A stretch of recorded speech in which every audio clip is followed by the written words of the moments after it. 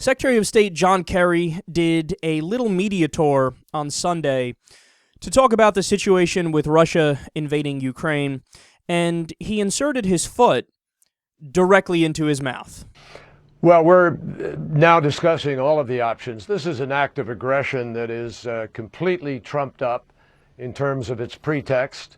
It's really 19th century behavior in the 21st century, and there is no way to start with that if Russia persists in this, that the G8 countries are going to assemble in Sochi. That's a starter. The ruble is already going down and feeling the impact of this. And this is not, the reason for this, David, is because you just don't invade another country on phony pretext in order to assert your interests. It's so sad to say it, but America has become a laughingstock. Like, you know how Bill O'Reilly always rails and says the same thing, but for a different reason? He's like, and now the rest of the world doesn't respect us because President Obama isn't a strong leader. Well, number one, what does that mean? Well, what's a strong leader? You want us to invade more places for no reason? And that is what Bill O'Reilly means, and what a lot of Republicans mean when they say American strength. That's what we should be in favor of. But no, they have it exactly backwards. The reason why the rest of the world laughs at us and dislikes us, and they said in that recent poll that they think America is the number one threat to world peace, is because of shit like that.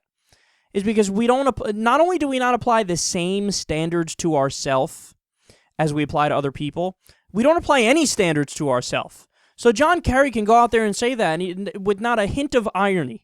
Right? With not a hint of self-reflection or a double standard in his mind. He doesn't pause for a brief second to think, is this fucking ridiculous what I'm saying right now? No, he just goes about it like it's any other comment. Oh, man, this is 19th century stuff here, 19th century behavior. We got to drag him into the new century. It's a trumped-up reason why they're going in there. You can't just invade another place without a pretext of doing it. That's insanity.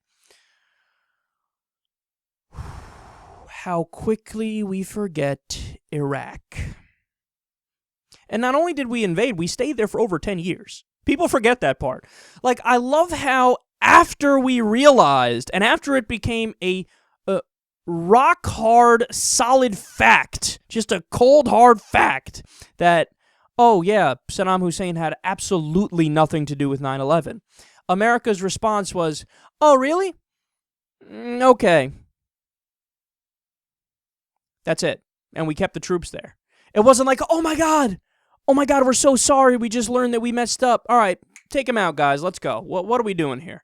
We can't have another American soldier die from this. We can't have another Iraqi civilian die from this. We totally fucked up. We thought he was involved with Al-Qaeda and Osama bin Laden in 9/11, and he just wasn't. It's a fact.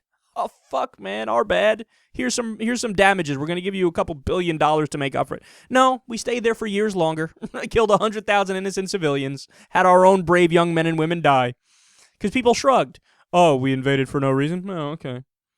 So what he's accusing Russia of, and by the way, Russia is guilty of it too right now, invading Ukraine when it's fucking none of their business. Stay the fuck out of Ukraine's business. If they got half the country that wants to go Soviet, old school Soviet, and go with you guys and be authoritarian, and they got half the country that wants to be European, okay, let them work it out. Either way, it's none of your fucking business, right? So yes, Russia is guilty of it too, but we don't have any moral authority. We are in no place to say what we said and to do what John Kerry just did right there. Because again, people scoff at us around the world, go, ah! You're going to tell us that? That's like a fucking 650-pound sumo wrestler coming out and giving diet advice. That's like Tiger Woods giving advice on how to stay faithful in your marriage.